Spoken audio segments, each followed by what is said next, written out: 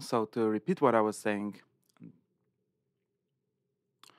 to clarify somewhat in other words, although the default reading, probably I would call this the number 0 reading of any Mamar Chazal, of any Medrash, we're not talking about halacha here or about statements which are of systematic theology, of any Medrash, the default reading, especially in and both the default reading and the context in which we generally find or meet this statement that says that although all Me'adim, all holidays can be buttal, can be stopped happening at some point, and also Lowy, or whenever that exactly will mean, as we can think. But Purim will not be stopped, or the same thing for Megillas Esther. We'll differentiate all these things in great detail coming up. Although the default reading of this and the context in which we find it usually is in the context of praising the current holiday. In other words, we should take it as some sort of musar or itorerut or praise, and not as a precise statement of fact. And what I propose and what I've seen from researching this and looking it up and finding is that this is not entirely correct. And there are definitely very serious meanings and very serious contexts, very serious understandings of this statement and connected to entire huge subjects and huge sugyas of Torah, of theology, of thought in general, which we'll have to try to disambiguate and disentangle now. So what I want to do as the first step is to give a slight overview of the different directions in which this statement can be taken and has been taken, and I will try to show each one of them, the sources of it and the reasons why we should understand it in this way, and the greater, more broader understanding of the subject itself. And then we'll get into going in a certain order, going through the different contexts, different sources, and different ways of actually understanding this, which will be a larger project. So the first context in which we actually find this statement is actually in the context of a specific question regarding the mitzvah of Mikra Megillah, or the mitzvah of Purim in itself.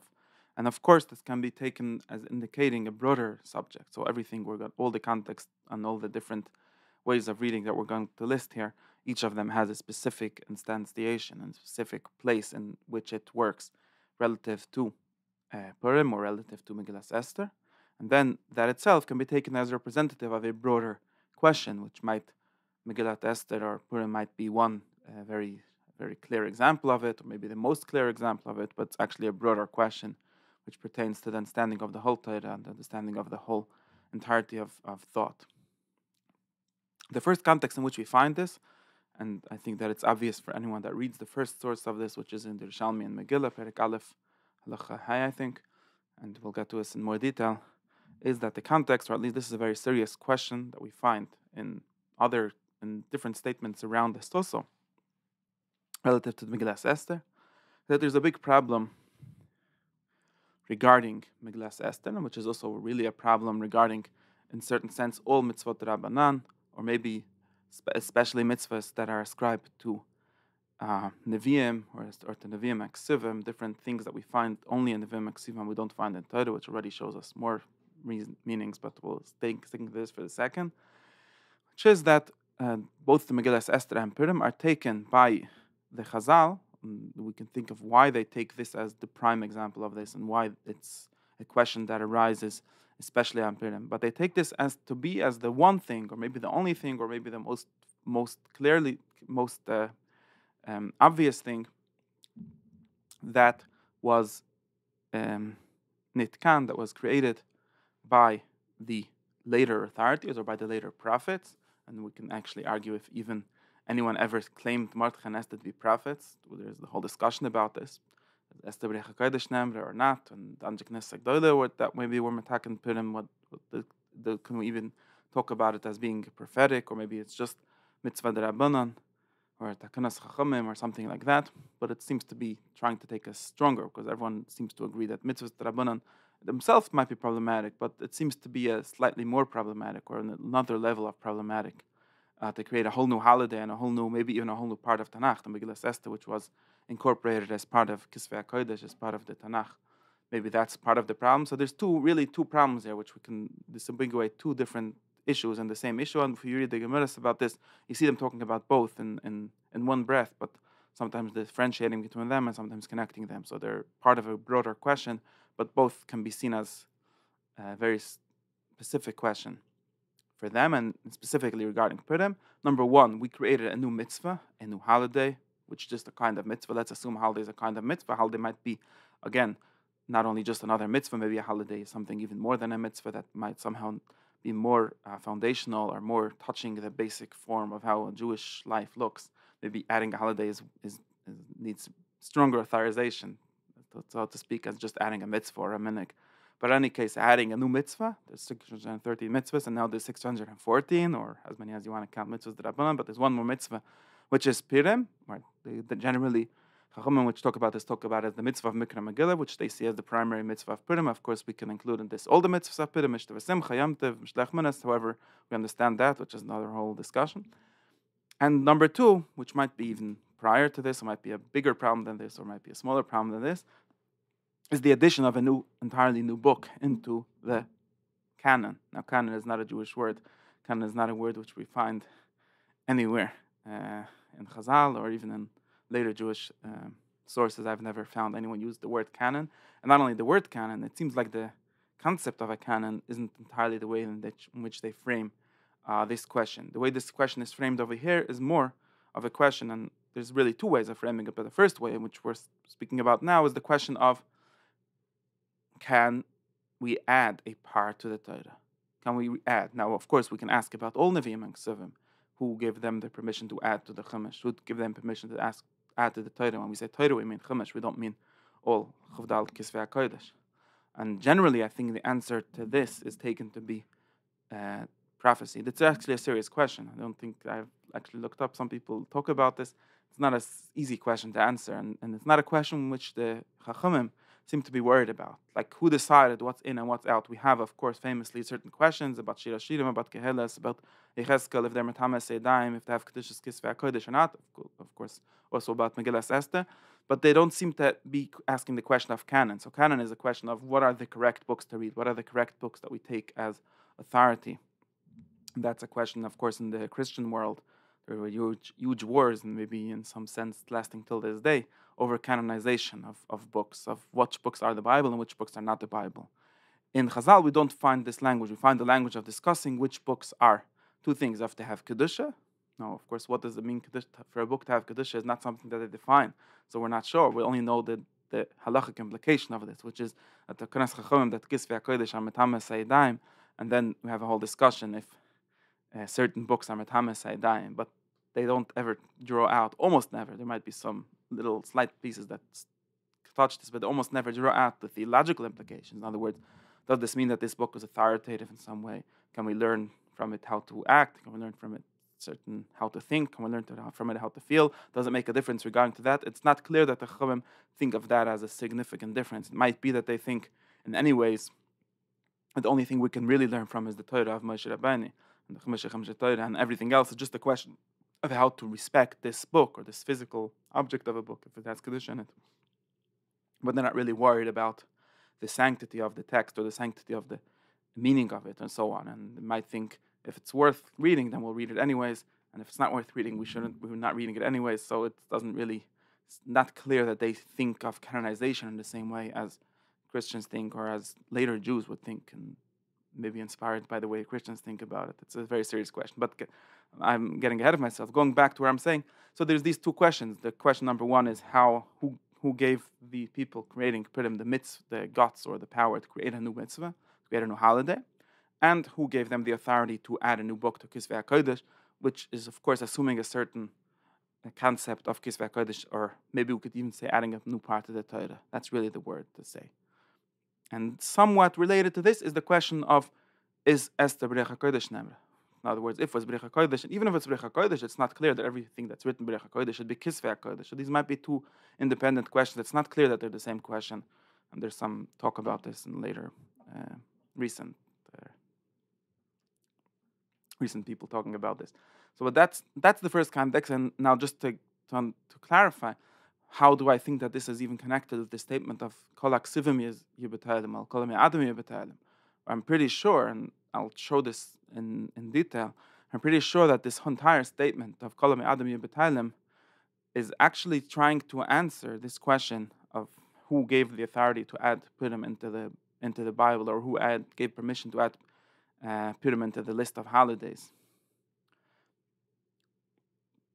And as we'll see, it seems like this statement is actually a machlokes in the Rishalmi, because Rabbi Yochanan actually said that everything will be butl, including Megillas Esther. It was only Resh Lakish that said Megillas Esther will not be butl. It seems like Rabbi Yochanan is going on the side, which there's opinion in Tanoim and Amiroim that didn't take Megillas Esther as seriously, and they said that maybe it's only at Takanas Chachamim, maybe all Takanas Chachamim by definition will be butl. Maybe when he says Kol HaKsivim, he means maybe even Ksivim, but he means in the sense that they're not the Torah, and only the Torah will stay forever, but everything else doesn't have real authority, so it will be butl at some point. When that point is, I'm not sure, but maybe that's what he means to say. At least I think that this is connected to that context, and from reading the Yerushalmi, which is the source, it's obvious that this is the discussion that they're having, and this is the context in which this statement is brought in the Yerushalmi, so it must be, in some sense at least, connected to this.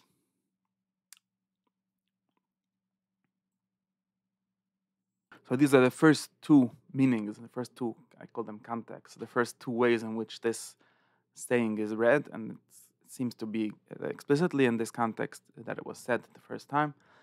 And of course, these are using Purim as a certain example for a certain very important yisoid, for a very important general principle of Torah. And of course, we can ask this specific question of Purim is based on how we understand it in the whole Torah. How do we understand the authority of the Torah relative to the authority of Nevi'im, relative to the authority of Chachamim, and how do we understand the textual authority or the textual canonization or the textual sanctity of the Torah relative to other books, which might be the same question, it might not be the same question as we just saw. But these are the particular instantiations of this question, which actually lead us to a much greater question, and of course can lead us even broader into the whole question of what do we mean by prophecy, what do we mean by mitzvahs, what do we mean by holy texts, what do we mean by kisvei HaKodesh. That gets us into a more general philosophical question of thought in general. What do I mean by saying things certain things are fixed or forever, certain things are not forever? What do we even mean by that? What is the difference between these two things? What does it mean to have certain words or certain sources or certain mitzvahs, certain laws that are obligatory, some things that everyone has to do, that there's obligation, there's an chovah on them, and some things are not chovah, maybe just a minhag or just some lesser level of chovah. So these lead us into all of these questions.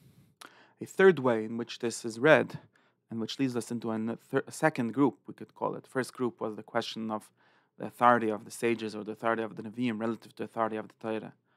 Some sort of a family of questions of that. Now we could talk about a third question, which leads us into a broader question. All of these things are related, but leads us into a third way of reading this, maybe a fourth and a fifth way, which we can talk about two things, but let's talk about them in explicit, particular, specific terms, and then in general terms, like we've done before.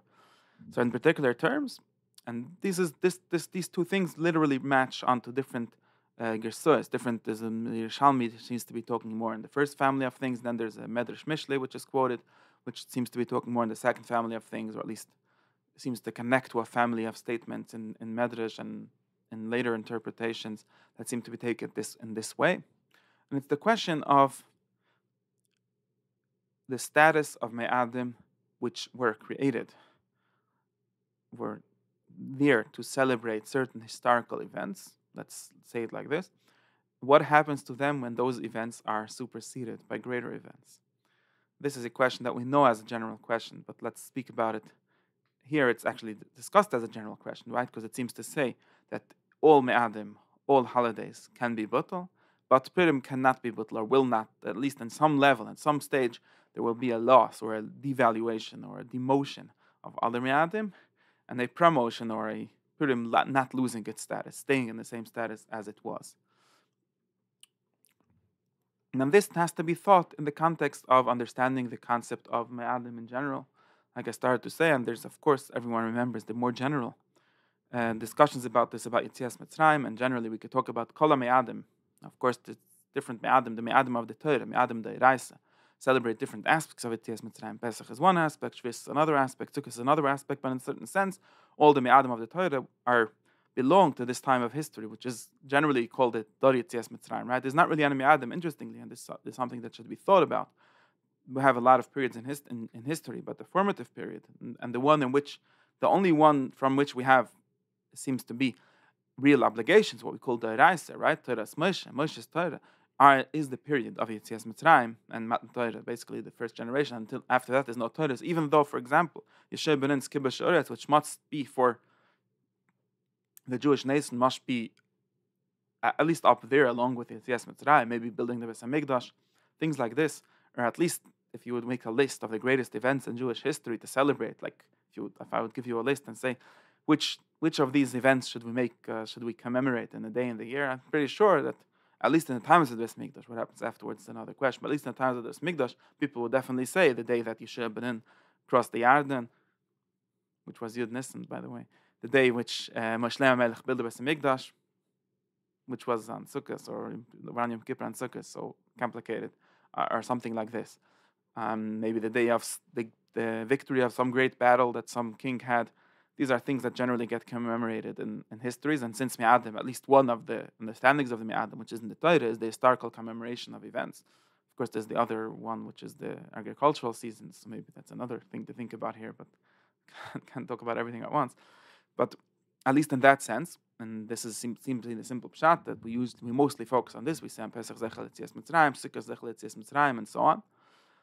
On these things, number one, they seem to not, by definition, right, cannot be relevant forever in the same way, right? Yetzias Mitzrayim, as much as we'll try to elevate it, and we have a whole series of shiurim to try to elevate Yetzias Mitzrayim from the particular historical story and explain it in more general theological terms, on all kinds of levels. In the end of the day, and the Mikra Yetzim the Pshat stays the Pshat, and the basic meaning and the basic way in which Pesach works is by the logic of being a Zechel Yetzias Mitzrayim. Now, we can easily imagine, like probably already happened, that a generation should be so far from Yetzias Mitzrayim that this should be totally irrelevant.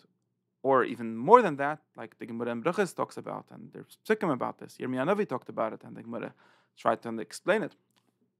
What happens when there is an even greater event that supersedes this, right? What happens if there's Mashiach? Or maybe these, if we could talk about Bayis Shani or Bayis Rishon. These are sort of the same questions, just in different historical contexts. What happens when there's an even greater miracle that it seems to be silly to be talking about Yetzias Mitzrayim when you have a miracle in front of your eyes, or a certain historical event right in front of your eyes that happened last week or last year or last generation that seems to be much more important to commemorate. So this is, of course, a very particular way of framing the question, but it's very possible that when this medrash, we find mefarshim going in this way, and this is at least a very important context or an important way to think about what happens when Purim. The Gemara says that Purim is a kal v'chomer from Pesach. If Ma'ame Avdas Lecheres Amram Shirim, Mavas Lechaim the Kolshkan, there's another kal v'chomer in the Megillas Tanis to explain why Purim is a greater miracle than Pesach, because Pesach was only for Zechurim and Lava and Homa and Bikkesh Laker Hakel. So it seems to be obvious that Purim should be more greater Yom Tov than Pesach, and maybe even at some point when Kol Me'adim Beteilim, Pesach wouldn't be bottled, or Purim should not be bottled. At least should have some sort of level of simcha, or some sort of level of commemoration that's stronger than Pesach. And maybe this is a little simple pshat of that medrash. We'll discuss this in detail to show the reasons why to think that this is a simple pshat, but it's at least a very totally different way of thinking about it, right? Earlier we talked about the whole question of who give the chachamim or the people of later generations the power to create new holidays or new parts of the Torah. And here we're talking about an entirely different question, which is what actually happens. Of course, these things are obviously related, because if you think in a certain way about what happens when certain historical events are less relevant, then you might have to think a certain way about the power given to the chachamim of those generations to create new frameworks or create new mitzvahs of how to celebrate the Torah and so on. These things are connected, but they're very different issues. There's totally different questions.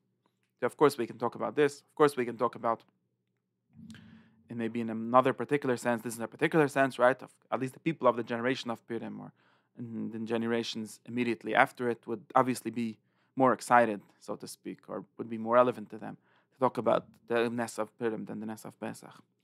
In the same way, we could talk about it in another way, which is, and sort of continuing the same discussion, but part of this family of discussions. We have obviously the discussion on this other Mefashim that want to explain that this is talking about this. This entire discussion of Me'adim Megillas Tanis, which was the entire list of Yom and Tovim that were created in Bayis Shani for different historical events. Actually, Purim is one of them. Interestingly enough, it's one of them. The Gemara already asks why, if it's in the Pusik, why does it have to be Megillas Tanis? But it's one of those. It's one of those Me'adim, and maybe it's talking about that list, that all of this Me'adim as they were. There's a Machlokes in the Gemara also about this, but at least we assume, we pass in this shitta that Megillas Tanis is not relevant anymore, and why? Also, mostly for historical reasons. There might be deeper reasons also, but firstly for historical reasons, that all these great events that were important to people of a certain generation stop being important, and if it would be important, maybe it should be new things important, and we're not capable of taking care of those new things and commemorating them. We're too confused, or too much gullus, or too much problems, or whatever Rabbi Gamliel exactly meant when he said in any case, this is another event. So in other words, we could talk. This is really a discussion is sort of ignoring the question of things that are in Torah and Rabbanan. I think that this has implications for that discussion, but we can ignore this, and we could say this Shat of Me'adim is commemorating events, and the events have, by nature, fade out of historical memory in some way, and other things take them over. And this is the natural series of events. Now, of course, you're going to ask me if you're interested in the dogmatic halacha of it. How could it be? This is the Rais and this is the Rabbanan. How could that be? So that's a question that belongs to the first family of questions. The second family of questions belong to another new question, which is Me'adim, which commemorate historical things. What happens to them after those things go out of style? After those things are superseded by more important or more closer or more better, greater historical events, maybe even greater miracles, and so on. And this is a serious question which is discussed in different Amar Chazal, and so on. And of course, we could talk about the flip side of this question. So you already have in this family two different questions, two different parts, right? In the second family, which is the family of Me'adim, historical Me'adim, being superseded in some way. There's one way of talking about that, just like even Pesach can get superseded by Mashiach or by some greater things happening later. We talk about Me'adim Midrabanan, Megillas Tanis, which were actually superseded, and maybe Megillas Esther should have been in part of that family and for some reason did stay, like we learn in Masechta Rosh Hashanah about Megillas Tanis. And thirdly, and this is the Rashba's understanding of this Medrash, and we'll get to it in detail for other things, we could think about the opposite, right? We could think about different Me'adim, different historical commemorations, which got superseded not by something better than them, but by something worse than them, right? We can be in Gulas, and we can be in a state, and maybe this is another understanding of why Megillas Tanis was stopped, according to the shittas that it was stopped, which we go with that shittas, because we're not existing in all these most of Megillas Tanis, whereas people of Bayis Shani and Malchus Chashmonoi having victories over the Yevonim or things like that, and we've lost all of that, so it doesn't really make sense for us to celebrate things that we already lost, or here we're struggling under some new emperor, some new king, which is giving us problems every day, and this doesn't really make sense. It'd be very silly, it'd be very pathetic to be talking about some earlier victory that some Jewish king had 500 years ago. And it's possible that this is talking about this, and like the Rashba tries to explain, that in some periods, in some historical periods, it seems to make no sense to celebrate Pesach. It seems to make no sense to celebrate other holidays. Well, the Rashba doesn't literally say this. This is something that we could think, since he opened the door to think in this way. Maybe Purim is special, maybe just because it's talking about us staying alive, and as long as it's still alive, you can talk about that. So maybe that's the meaning, or some other meanings which we'll find how Purim could have a staying power, even in a space where it's not superseded by something better, but superseded by something worse. Right? We don't have the physical space, or the mental space, or the emotional space, or the conceptual space to understand any other holidays which were created to commemorate historical good things, but we can still do Purim in some sense. Okay, so that's second family of context, or second family of understandings of where to even think, and which sigya do we even look, and which masechta of Olam Machshava do we even look to think about this. And of course, the second family, just like we've seen in the first family, just like there's a particular question, what do we do about Purim? This also leads us into a much broader general question of how to read history.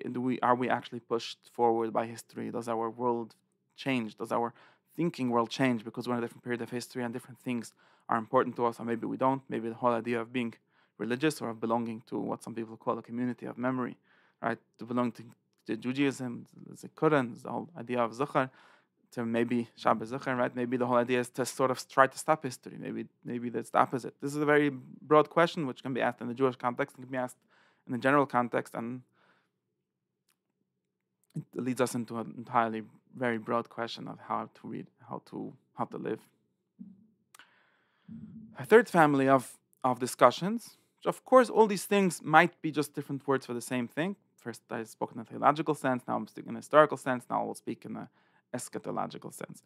But it's a third family of discussion, and it's connects to and all of these things have sources. All these things have different Mamari Chazal, different Rishonim, different Achronim that are talking about this, whether in this particular context of this Yimei Purim Lowy Neftulim, or whether in general.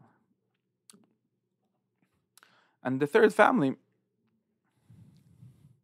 is going to be focused more on this point of saying, of this Medrash, or this Mamar Chazal saying, in Lasad Lowy, it doesn't actually say when. It doesn't say Lasad Lowy. Maybe in some Gesot it says Lasad, different when exactly this time that it's talking about is. But in some end time, or in some phase of history, or in some phase of the world, or some phase of development, personal, national, moral development, that will exist. So first we could talk about Nevi'im and Ksivim being Butul, whatever Butul means.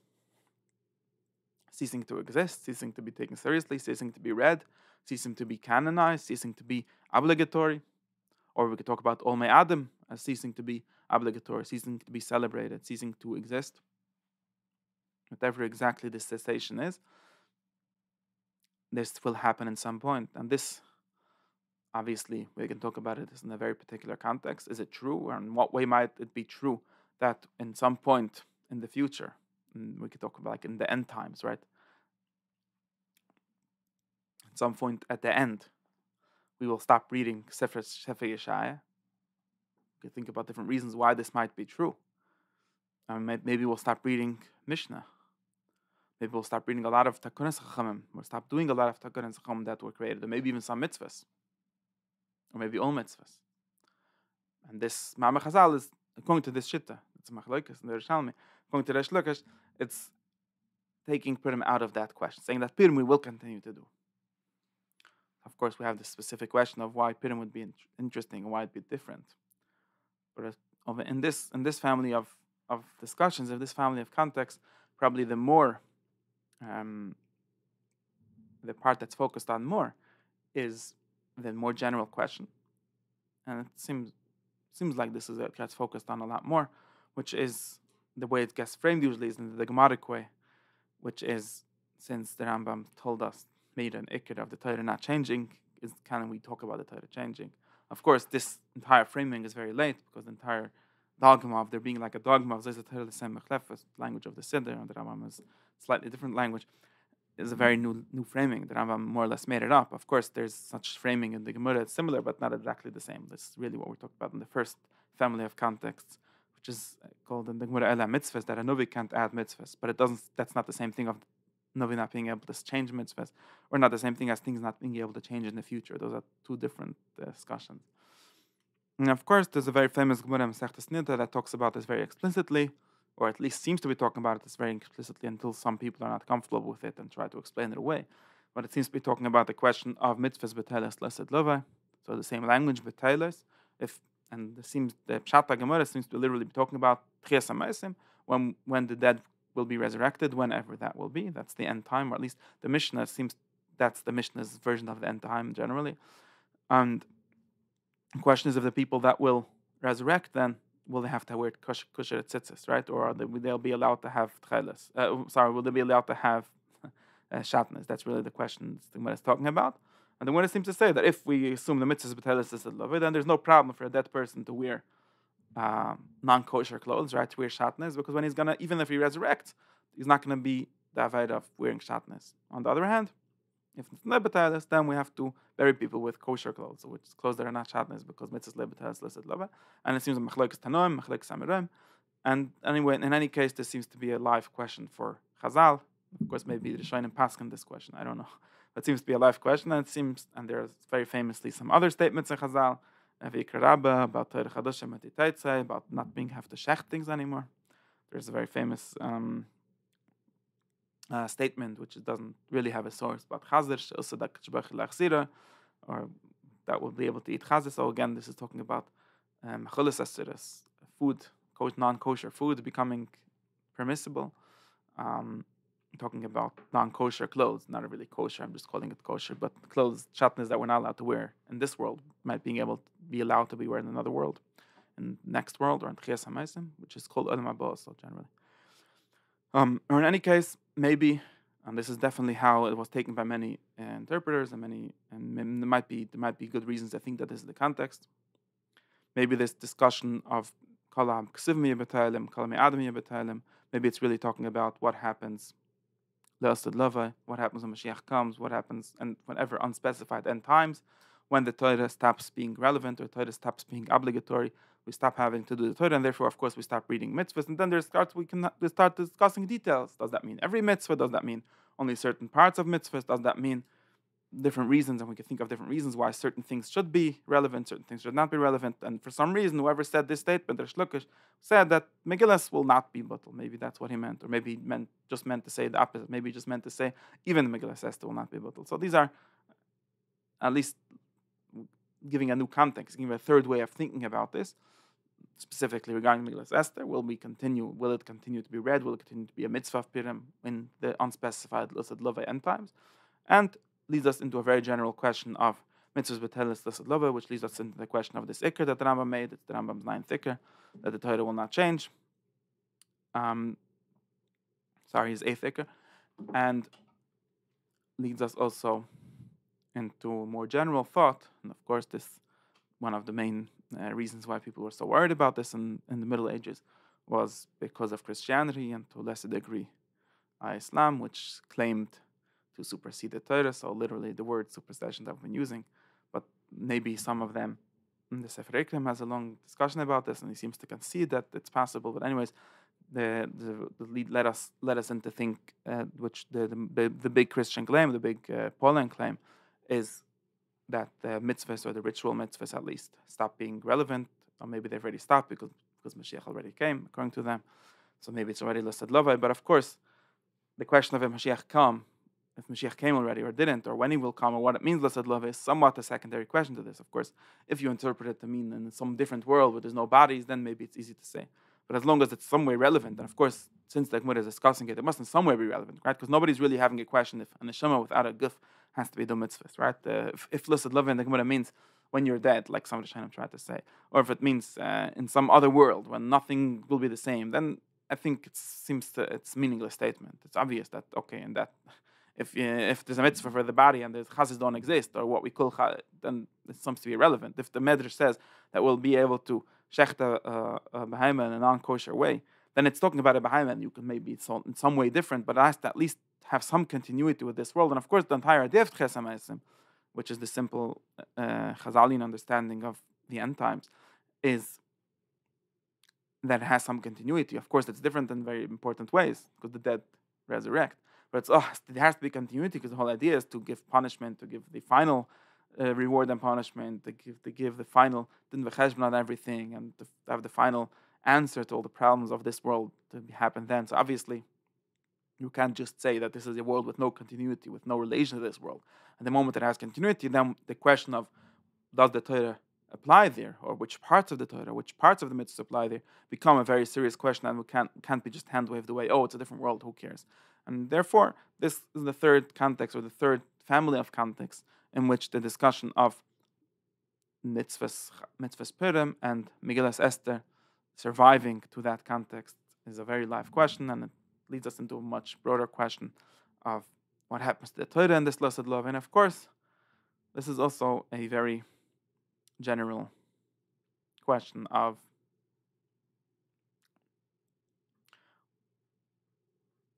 what does it mean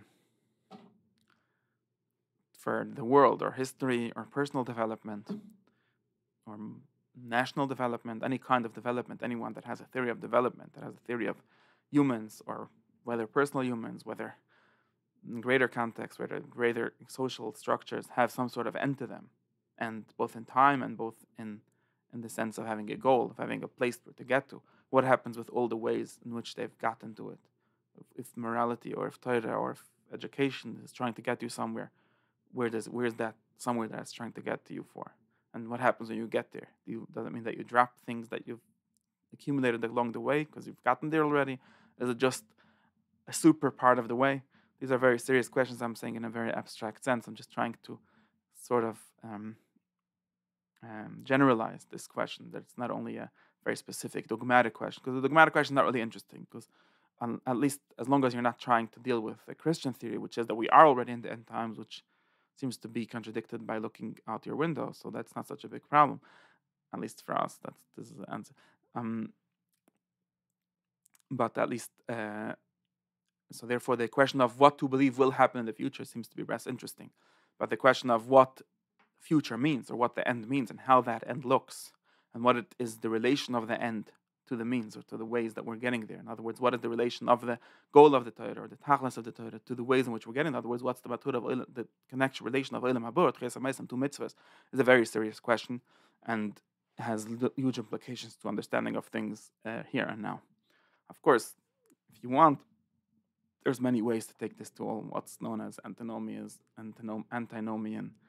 thoughts and so on, and we'll get to this. And this, I'll maybe make it into a fourth family of contexts, but of course, sort of grows out of this, and this is a whole discussion, very serious discussion, and I'll give you the fourth family in a more significant way. Let me frame it like this. In a certain sense, what we've done here is going through this discussion of mitzvahs and explaining that it's really related to all 3 or 4 main areas of theology, right? Very famously, the Sefer Ikrim, Rav Chizda Kreskas, before him, said that all Jewish theology, but maybe all theology in general, boils down to 3 questions, which is God, Torah, in other words, what to do, Torah, mitzvahs, and schar va'enesh, which sort of includes what will happen in the end, what's the goal of the Torah. That's really how he frames it, so that's the correct framing, right?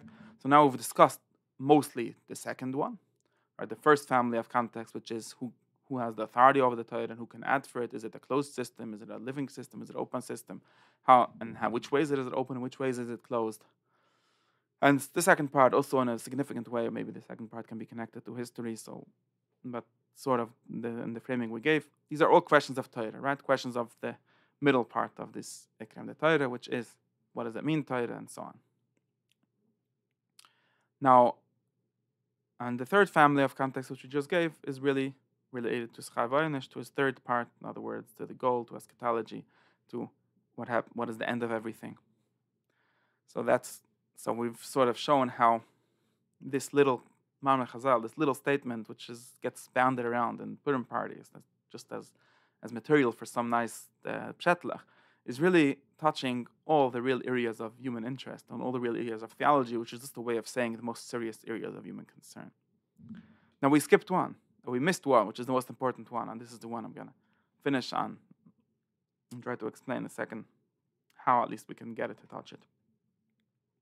And the one is the first one and really the most important one. The only thing that can properly be called theology, right? Everything else is just an outgrowth of it. And that's the existence of God, or the knowledge of God, or the meaning of God, or the power of God.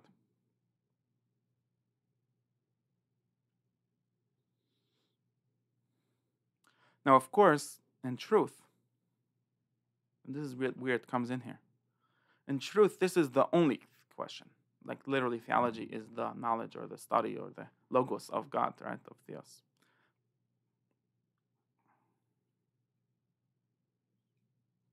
And this is a question which you could go through your entire life reading Jewish thought and sort of skip it because it seems to be less popular nowadays in certain ways. Because all these questions of dogma, of can mitzvahs be, are mitzvahs eternal? What kind of authority do the sages have? What kind of understanding do we have of history and historical change and so on? All these questions are really only an outgrowth of the question of what is God and what is our relationship to God? What is the relationship of the universe to God? What is the relationship of what we call Avodat Hashem, the work that humans do in the world, to God? And the most clear way of talking about this is asking the question, because when we say Torah is the second pillar of theology, right? There's God, Torah, and Yom HaMashiach, or Schar V'Einish. So the second pillar, when we say Torah, and the same thing when we say the third, but we'll get to it. The real question about it, just like the language that he said, is the question of Torah min Hashemayim. And Shemayim, of course, is just a kinna, just a word that means Torah from God, right? Or a Torah from God, or of God, by God. Now, what in the world it might mean for the Torah to be by God or from God means that there's no way to say, there's no real way to have a Jewish theology or any kind of religious theology. That any theology that has a Torah, right? If you don't have a Torah, then you don't have this problem. But any kind of Torah theology,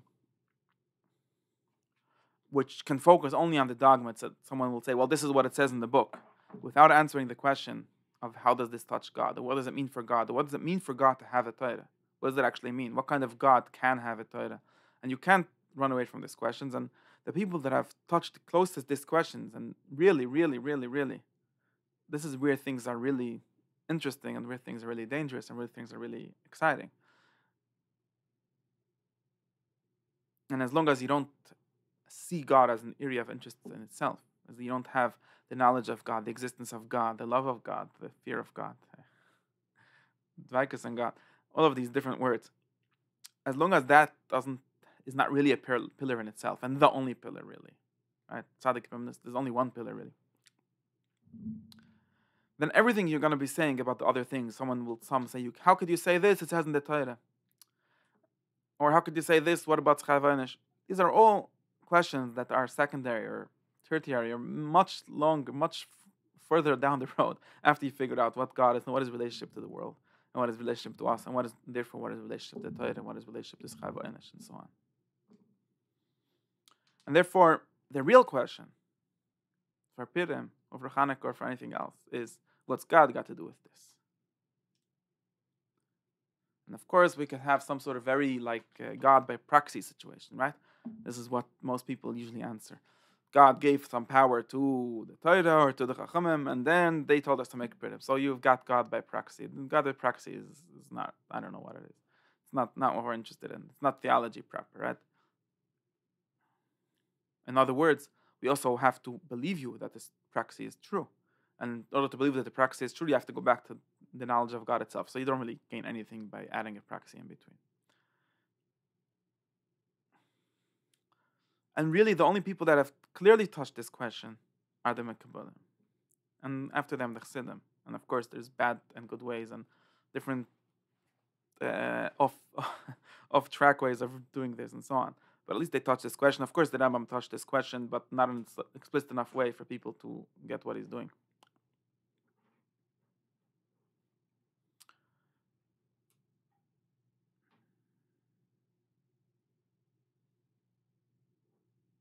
And you basically have to answer the question of what relation the Torah has to God. And in a certain sense, whatever answer you're going to give, as long as God has some real existence in the system of thought, that's not only as the one who gave the Torah, because that's all some people know of God. He's the one who gave the Torah. But that's definitely not enough. As long as God is going to have any independence for himself in this system, he's going to have a certain sense in which he cancels the Torah. There's no way out of this. I don't know of a way out of this. On the other hand, you're also going to, if you have a Torah system, you're going to have a way in which God is also the Torah. In which the Torah is God. Not only the Torah is from God, so it's God by proxy, but a way in which the Torah is God, or at least a way to God. Not God by proxy, and now there's no God, there's only Torah. Which is the Litvish way of thinking. And the Mekabolim explicitly discussed this, and again, we'll get to every single thing I'm saying here. I'll try to get a whole class just in detail to show it, and so you can believe me that I'm not just making everything up. But they very clearly discuss statements like mitzvahs Beteilim, like Hamoadim Beteilim, and even in the local, particular context of Purim, and explain exactly what it means in this way of understanding that all mitzvahs, if their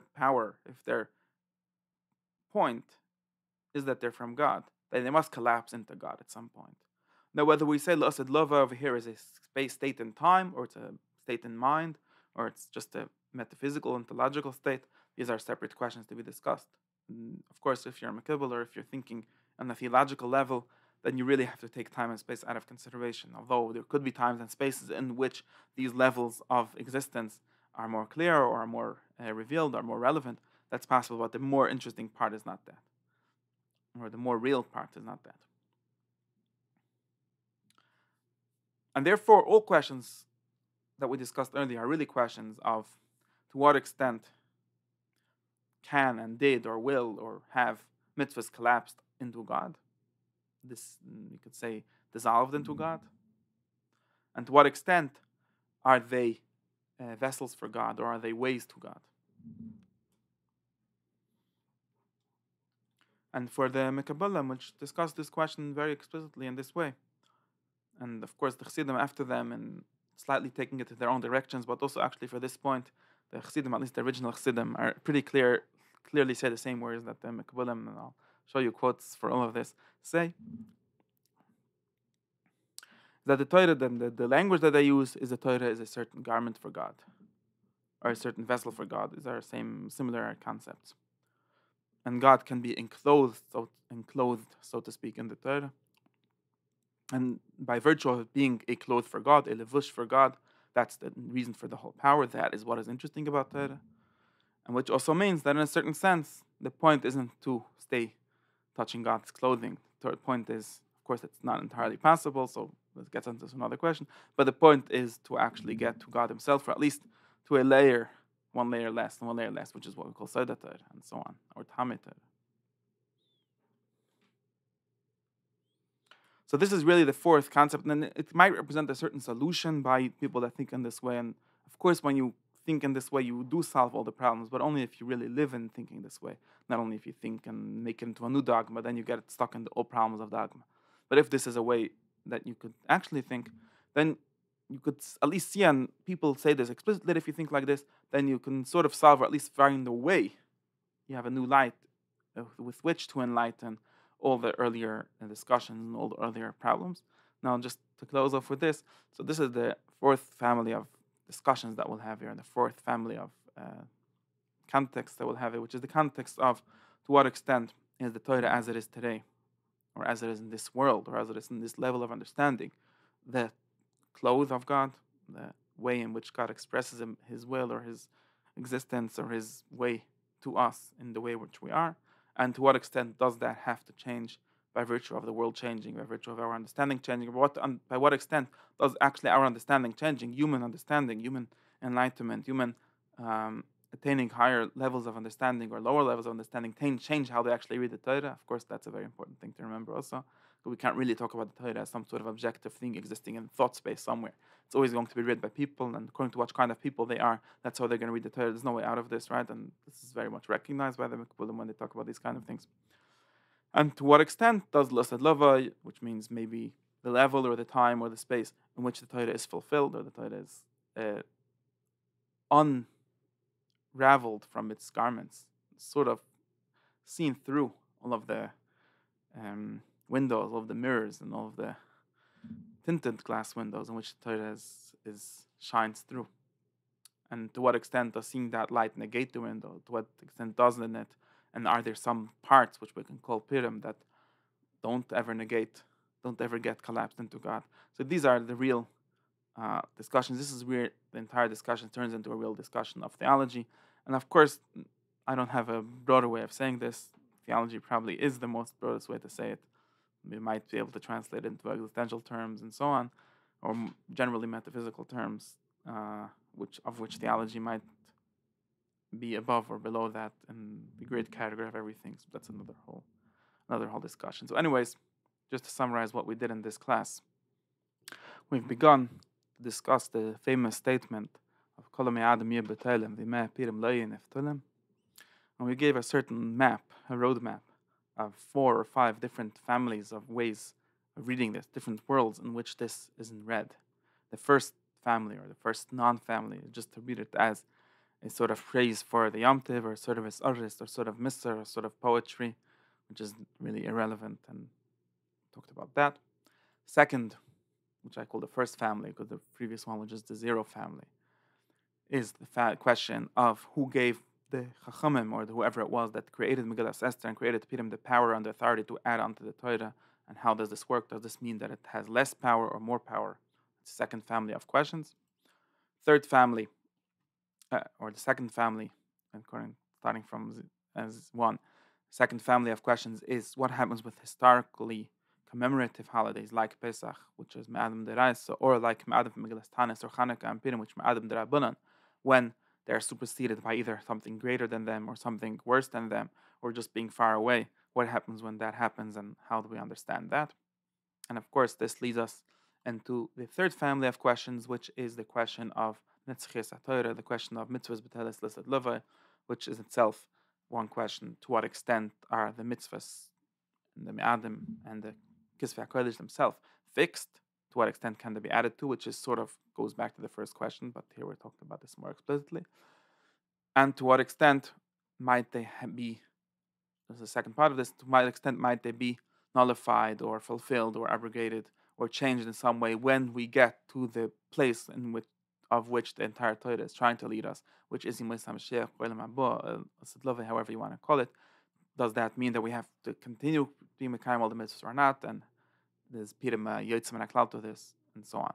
The fourth family is where we get to think about actual theology, which is to what extent is this all about God? To what extent is it just a garment of God? Is this a garment hiding God? Is this a garment revealing God? Is there a sense in which the garment collapses or dissolves into God? And are these levels of existence or levels of understanding attainable? And what happens when you attain them? And do you go back to doing mitzvahs after that? These are the more serious questions of theology and of thinking through these questions from the perspective of thinking of God Himself. That was my overview, and the next class will start very slowly to go through each specific context. And first we'll start with the earlier sources, the Yerushalmi, the Midrashim, and then the Rishonim, that show how they understood it, and each one of them is an entire world of understanding. We have to bring in the entire world of how that person or that writer or that book understands the universe, and try to get to this particular area of interest. And slowly we'll get through each one of them, and there will be a lot to talk about.